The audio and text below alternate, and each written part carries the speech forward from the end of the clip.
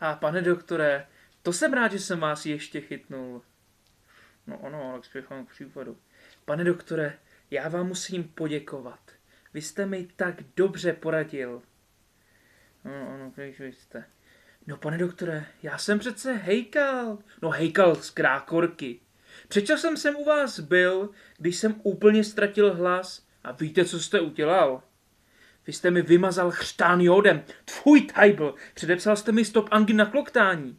Ale hlavně jste mi poradil, abych se odstěhoval z vlhkého lesa někam do města a šel dělat úplně jinou kariéru. No a prosím, račte se podívat. Teď jsem hvězda, hvězda, hvězda, hvězda.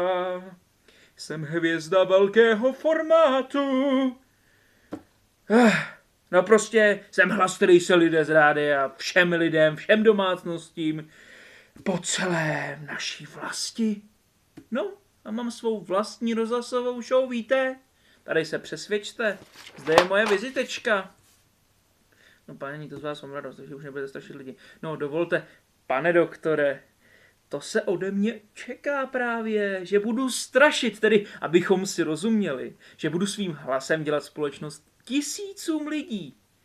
Kde toho já bych se v lese nadal v lese toho všeho.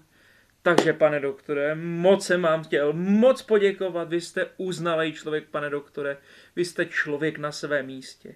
Já vám moc krát děkuji a mějte se tu všichni krásně a skládejte básně. Tak bych si to nepředstavoval. Jestli je to blbý, tak samozřejmě budu rád, když mi k tomu nějak napíšeš vlastní připomínky. Čau.